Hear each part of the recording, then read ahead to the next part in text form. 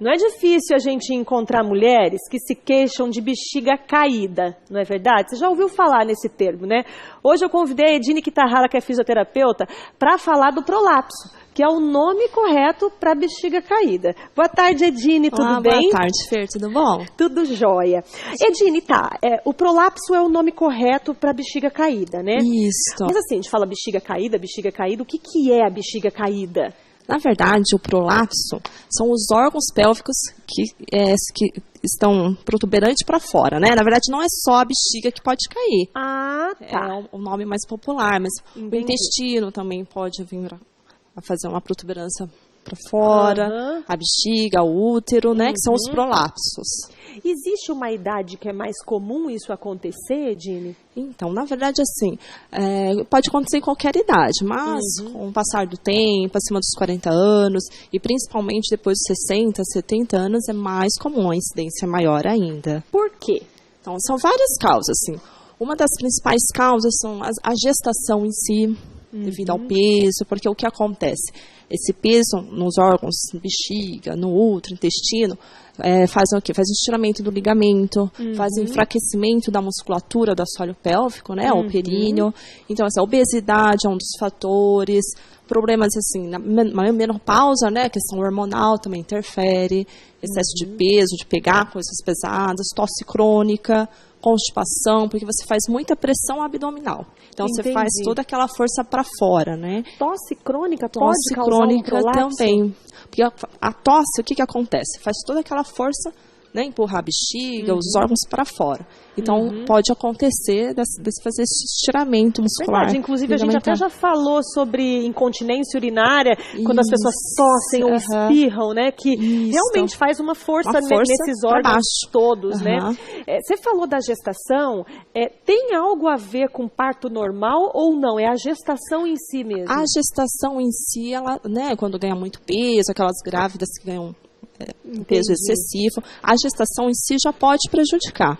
O parto normal, às vezes, quando o bebê é muito grande, precisa fazer aquele cortezinho, a episiotomia, aí prejudica mais ainda, porque faz uma ruptura da musculatura, um dos músculos do assoalho pélvico, né, a parte mais externa. Então, também pode prejudicar, porque os ligamentos e a musculatura que mantém esses órgãos nos devidos lugares, a bexiga, o útero, o intestino.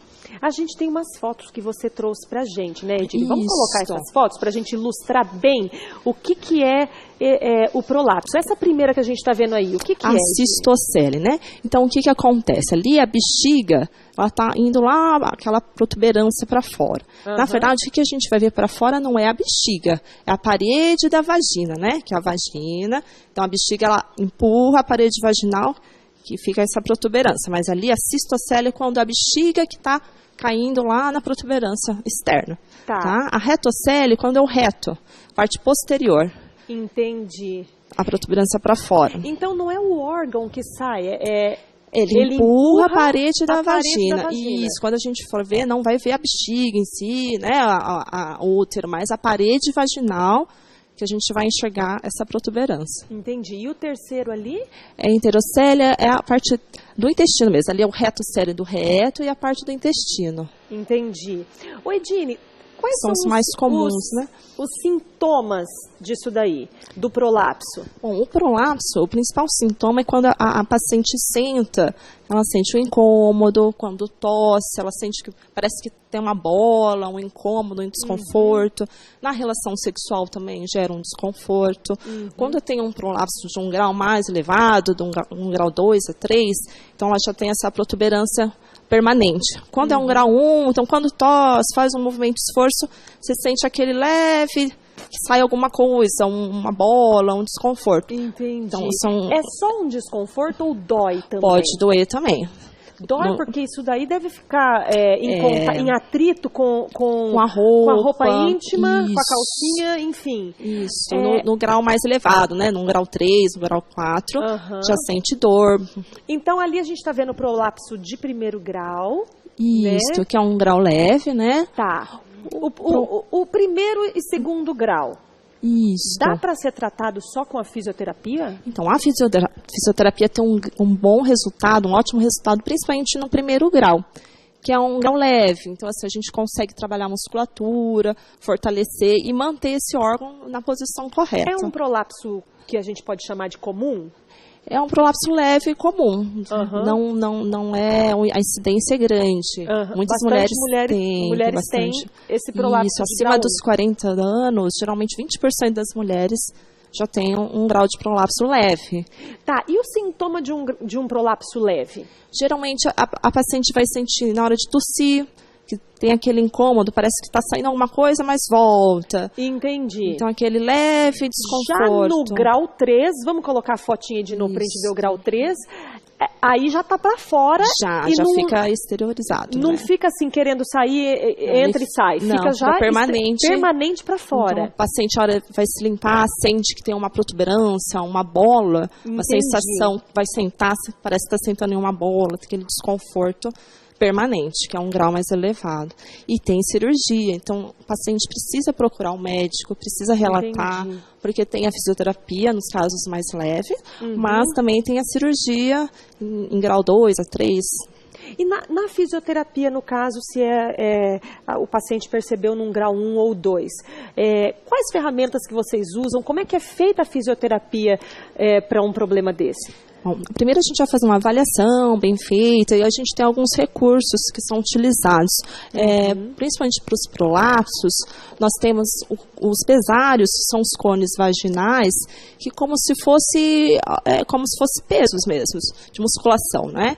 Então, a gente consegue trabalhar. São esses que a gente está vendo? A gente introduz no canal da vagina e cada cor tem um peso. Então, como se fosse anilha de musculação.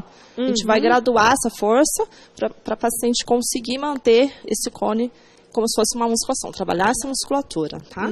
Mas sempre orientado, não é assim, eu vou comprar, fazer em casa, usar o dia inteiro, então sempre tem orientações que dá para serem usadas em casa, porém com orientação correta. Existem também outros recursos, o biofeedback, para a gente observar se a paciente consegue ou não contrair corretamente, se está fazendo a contração correta. Cinesioterapia, que são os exercícios, também são fáceis de fazer, porém o paciente precisa ter a conscientização e a contração correta, porque às vezes a paciente acha que está contraindo e na verdade ela está expulsando mais, fazendo mais pressão contrária. Então precisa ser acompanhado com um fisioterapeuta especialista, que é o teu na caso, fisioterapia né? pélvica. Isso. E se não tratado, Edine? Então, o que pode acontecer é que esse grau 1, que é leve, pode virar um grau 2, aí pode ir para cirurgia 3, e ser apenas cirúrgica. Coisa que pode ser resolvido com a fisioterapia, né?